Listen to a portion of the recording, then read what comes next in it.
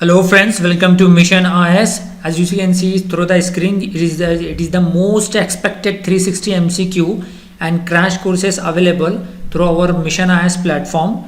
So you can contact us for more details 9270241912. So this is the 30 list of the most expected MCQ. ये 30वीं list है. तो first question of this series. Consider the following statement about the small satellite launch vehicle. SSLV is an indigenously developed at ISRO's Vikram Sarabhai Space Center, Tumba. बिल्कुल सही है. SSLV will carry satellite into the medium Earth orbit 2000 km above the Earth's surface. It is not medium Earth, it is the lower Earth orbit, right? तो second statement wrong है. Small satellite launch vehicle SSLV can be assembled both vertically and horizontally. ये भी right है. So option C is correct. 1 and 3. You can read about that. कि SSLV will carry satellite into the lower Earth orbit less than 2000 km above the surface of the Earth. Next question with reference to the population density as per the census 2011. Consider the following statement. Population density of India was nearly 8 times than that of world's population density. बिल्कुल right है. India का population density means आपको ये जानना है कि एक square kilometre में कितने पर्सन रहते हैं. Whatever the number as per the 2011 census we have the 325 people living in 1 square kilometre and India consist nearly 17% of the world population. ये भी राइट है. Lowest population density in India was observe in Mizoram. यहाँ मिजोरम लिखा है, actually Arunachal Pradesh है. तो third statement wrong है. Option 1 and 2 इज करेक्ट. Option statement 1 and 2 is correct. Option A is correct. You can read that. Arunachal Pradesh only 17 people per square kilometer, right? और सबसे ज़्यादा कहाँ पर है? Highest population density is Delhi. 11,297 people are living in a 1 square kilometer area. Next question. Global Findex report is released by Findex made from the Financial Index. is report generally finance related, economics related चीज़ जाहिर करता है world bank. World bank is the answer. So जो कि show करता है कि कितनी के हर रीजन में दुनिया के कितने कंट्रीज़ में पॉपुलेशन सेव करते हैं, मनी सेव करते हैं, राइट. अडल्ट सेव करते हैं, मेक पेमेंट्स करते हैं, मैनेज रिस्क करते हैं, right. So next question. Consider the following statement regarding the bamboo as a recent amendment of the Indian forest act 1927. The filling and transit of bamboo grown on the forest as well as non-forest land for economic use required permit. कि bamboo को मतलब bamboo के trees को, बांस के लकड़े को तोड़ना, ट्री को तोड़ना फॉरेस्ट या नॉन फॉरेस्ट लैंड पे अब परमिशेबल है, इलीगल नहीं है. Second, the amendment will greatly aided the national agro forestry and bamboo mission NABM. तो सेकेंड स्टेटमेंट राइट है. लेकिन जो अलाउ किया है गवर्नमेंट ने कि bamboo is no longer a tree only on a non forest land. अगर forest में है तो वो ट्री ही कहलाएगा, तो वो ट्री को काटना इलीगल है. तो फर्स्ट स्टेटमेंट रॉन्ग है. ओनली नॉन फॉरेस्ट लैंड पे बॉम्बू को निकालना परमिटेबल है. तो फर्स्ट स्टेटमेंट रॉन्ग है. Option B is correct.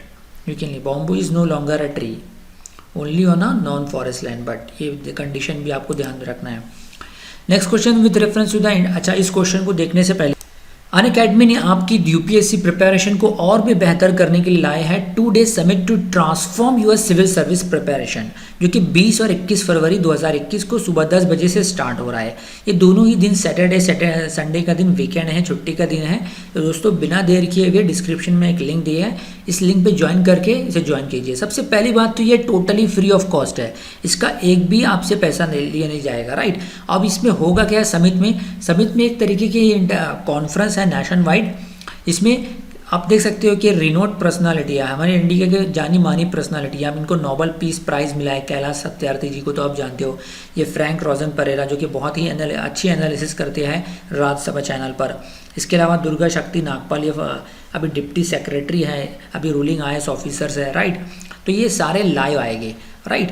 और आपको इनका रियल एक्सपीरियंस यानी इनडायरेक्ट एक्सपीरियंस आपको मिल सकता है कि एक. और इसके अलावा आपके UPSC प्रिपरेशन में कैसे आपकी स्मार्ट वर्क किया जाए, कैसे प्रिपरेशन किया जाए, ताकि आप बहुत ही आसानी से बगैर किसी टेंशन के इस एग्ज़ाम को आसानी से पास कर पाएँ. तो इसके अलावा educator like Mrinal Patel sir जो कि इकोनॉमिक्स के स्पेशलिस्ट माने जाते हैं, doctor Siddharth Arora sir, Sudarshan Gujjar sir भी लाए आएंगे. तो कौन अटेंड कर सकता है? सबसे पहले बात बताओ कि ये टोटली फ्री ऑफ कॉस्ट है. अगर आप यूपीएससी सिविल सर्विस एग्ज़ाम की प्रिपरेशन कर रहे हो या किसी दूसरे एग्ज़ाम की प्रिपरेशन कर रहे हो तो आप इसको अटेंड कर सकते हो। आप ये क्यों अटेंड करना है? To get the clarity of your nature of exam, कि एग्ज़ाम की क्लैरिटी होना चाहिए। उसमें टिप्स एंड ट्रिक्स भी आपको दी जाएगी कि एग्ज़ाम को कैसे आसानी से क्रैक किया जाए। उसके अलावा आपके जो भी डाउट्स वगैरह होगी आप ऑनलाइन उनसे पूछ सकते हो। सेशन के एंड होने के बाद डाउट क्लियरिंग सेशन होगा, डाउट क्लियरिंग क्वेश्चन आप उनके सामने रख सकते हो, वो आपको रियल टाइम आंसर देंगे। इसके अलावा आपको उनके वो अपनी स्ट्रैटेजीज़ और preparation journey of rankers share करेंगे, जिससे आपको इनडायरेक्ट एक्सपीरियंस मिल सकता है। So to become an empowered and labour leader tomorrow. इसके अलावा बहुत सारी जो ऑलरेडी रूलिंग IAS ऑफिसर है, जैसे मैंने बताया दुर्गा शक्ति नागपाल या के डिप्टी सेक्रेटरी है कैबिनेट मिनिस्ट्री में, है ना, ये भी लाया आने वाले हैं। इसके अलावा बता दूं कि इसमें ये 2 दिन हो रहा है ये अनअकैडमी समिट 2.0।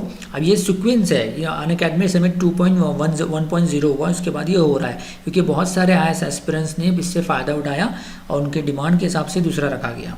इसमें 17 से ज़्यादा आइकॉनिक स्पीकर रहेंगे और 20 से ज़्यादा टॉक्स एंड डिस्कशन होगा, राइट। तो अच्छा, ये समिट टोटली ऑनलाइन होने वाला है, आपके मोबाइल पर, आपके घर पे होने वाला है। वेरी सिंपल, आपको मोबाइल की ज़रूरत है, इंटरनेट की ज़रूरत है, आपके स्मार्टफोन पर अनअकैडमी लर्निंग ऐप पे सारी चीज़ें अवेलेबल रहेगी और ये टोटली फ्री ऑफ कॉस्ट है। सो आपको सिर्फ रजिस्ट्रेशन करना है, जो कि डिस्क्रिप्शन में एक लिंक दी हुई है, उस पर आप रजिस्टर कीजिए और कल सुबह 10 बजे यानी कि सैटरडे शनिवार को सुबह 10 बजे से समिट स्टार्ट हो रहा है। और रजिस्टर करने के बाद डिस्क्रिप्शन में वो लिंक दी हुई है, उस लिंक पे क्लिक करके आप रजिस्टर कीजिए। उसके बाद ये कोड डालना ना भूलिए, ये कोड डालते ही आप फ्री ऑफ कॉस्ट एक्सेस कर सकते हो। कोड है MIYT10। So next question, with reference to the Intergovernmental Panel on Climate Change IPCC, which of the following statements are correct? It is an intergovernmental body under the United Nations. It is a scientific body and conduct its own research in the field of climate change. To become a member of IPCC, the country must be the member of the United Nations or World Meteorological Organization. सो देखिए second statement जो है ना, it is a scientific body and conduct its own research. It is a scientific body, no doubt. सबसे पहले तो ये बता दूं कि IPCC जो क्रिएट किया गया यूनाइटेड नेशन इन्वायरमेंट प्रोग्राम और वर्ल्ड मेट्रोलॉजिकल ऑर्गेनाइजेशन के जरिए किया गया, लेकिन ये साइंटिफिक बॉडी है, लेकिन इसकी खुद के रिसर्च नहीं करती है, राइट। असेस करती है, जो भी ऑलरेडी रिसर्च किया गया उसको असेस करती है, राइट, इवेलुएट करती है। तो सेकंड स्टेटमेंट रॉन्ग है।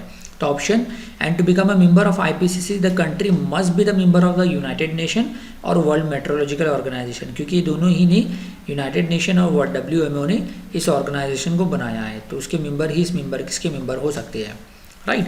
तो थर्ड स्टेटमेंट भी राइट है, लेकिन जो सेकंड स्टेटमेंट है वो रॉन्ग है। You can read here. So next question, with reference to India's 5-year plan, which of the following statements are correct? The main objective of the 10th 5-year plan is to attain the 8% GDP growth per year.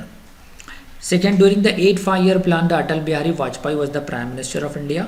Third, in the 5th 5-year plan, the increased agriculture growth to 4%. देखिए तीनों ही statement ना wrong है, जिसके लिए आपको क्या करना है कि कम से कम 7th 5-year प्लान से लेकर 12th 5-year प्लान तक का एनालिसिस करना है, राइट। इनकरेक्ट पूछा है तो तीनों ही incorrect statement, option D is correct, right. So increase in agriculture growth to 4% was a part of the 11th 5-year plan, right.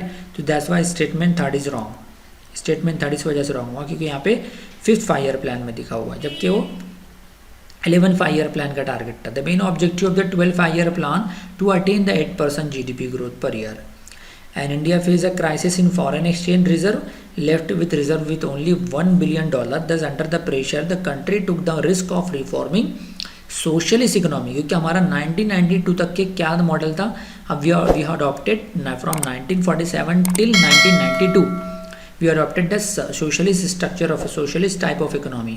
फिर PV नरसिम्हा राव ने जो इनिशिएटिव स्टार्ट किया, उस वक्त फाइनेंस मिनिस्टर मनमोहन सिंह थे, तो हमने हमारी इकोनॉमिक मॉडल को स्विच करके मिक्स मॉडल यानी कि capitalist plus service sector socialist economy को अपनाया। तो इस तरीके से सेकंड 9th ड्यूरिंग द